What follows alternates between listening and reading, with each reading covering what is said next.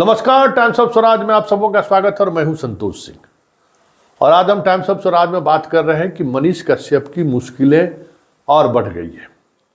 भले उन्हें तमिलनाडु से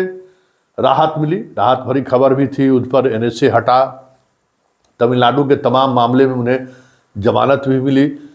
लेकिन पटना में जो एफआईआर दर्ज हुआ था उस एफआईआर में उन्हें जमानत नहीं मिली है। पटना सिविल कोर्ट में मतलब डिस्ट्रिक्ट जज ने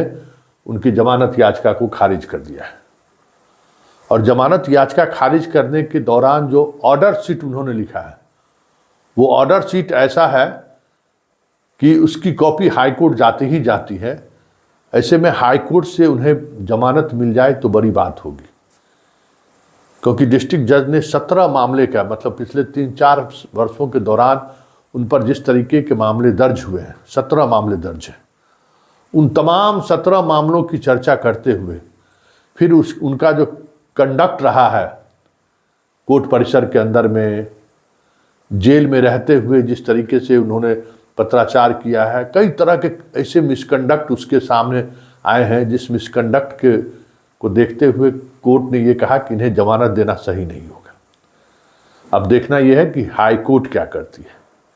लेकिन ये झटका वाकई में बड़ी झटका, ज़बरदस्त झटका मनीष कश्यप के लिए है। क्योंकि मनीष कश्यप के चाहने वाले लोगों को लग रहा था कि जैसे एनएसए उस पर हटेगा, पर बिहार वाले मामलों में तुरंत उन्हें जमानत मिल जाएगी, लेकिन बिहार वाले मसले पर उन्हें तुरंत जमानत नहीं मिली। अब कम से कम 1 से 2 महीने लगेंगे हाईकोर्ट में जमानत की प्रक्रिया में पहुंचने में। तब तक उन्हें फिलहाल बेऊर जेल में बंद रहना होगा। लेकिन सवाल यह है कि आखिर मनीष कश्यप को लेकर कोर्ट, खास करके कोर्ट, नाराज क्यों है, और वो भी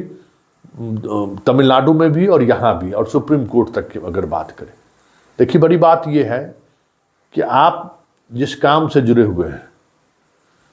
जिस काम को आप आगे बढ़ाना चाहते हैं,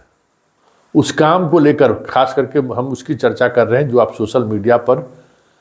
डिजिटल क्रिएटर के रूप में जो आप काम करते हैं, उस काम के दौरान जिस तरीके की भाषा का इस्तेमाल, जिस तरीके के खबरों के दौरान देश के महापुरुषों को लेके अपमानजनक टिप्पणी, राजनीतिक बयानबाजी, कई ऐसे पहलू हैं जो पहलू आपको मीडिया मैन से आपको पॉलिटिकल मैन बना दे रहा है। और सवाल वहीं पर खड़े हो जाते हैं कि आप मीडिया मैन का जो एक संवैधानिक प्रावधान तो कुछ भी नहीं है, लेकिन एक अंडरस्टैंडिंग है कि भाई मीडिया से जुड़े हुए लोग हैं तो उन्हें कुछ सम्मानजनक सुविधा भी, सम्मानजनक प्रिविलेज भी मिल जाता है। कोई लिखित तो नहीं है, लेकिन मिलता है कि अच्छा ये पत्रकार है। लेकिन मनीष कश्यप की वो तमाम रिपोर्टिंग आज उनके खिलाफ है, जिस वजह से कोर्ट उनको जमानत देने से इनकार कर दिया। अब देखना यह है कि मनीष कश्यप हाई कोर्ट में क्या प्ली लेते हैं, क्योंकि जहां कहीं से भी उन्हें राहत मिलेगी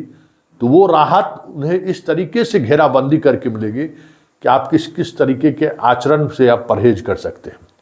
कौन कौन से तरीके का आप इस्तेमाल नहीं कर सकते हैं जेल से बाहर छूटने के बाद। क्योंकि डिस्ट्रिक्ट कोर्ट ने जो जमानत याचिका रद्द की है उसमें जो जिन तथ्यों का हवाला दिया है वो तथ्य हाई कोर्ट में भी कहीं न कहीं जज को एक बार सोचने को जरूर मजबूर करेगा कि मनीष कश्यप को जमानत दें या ना दें।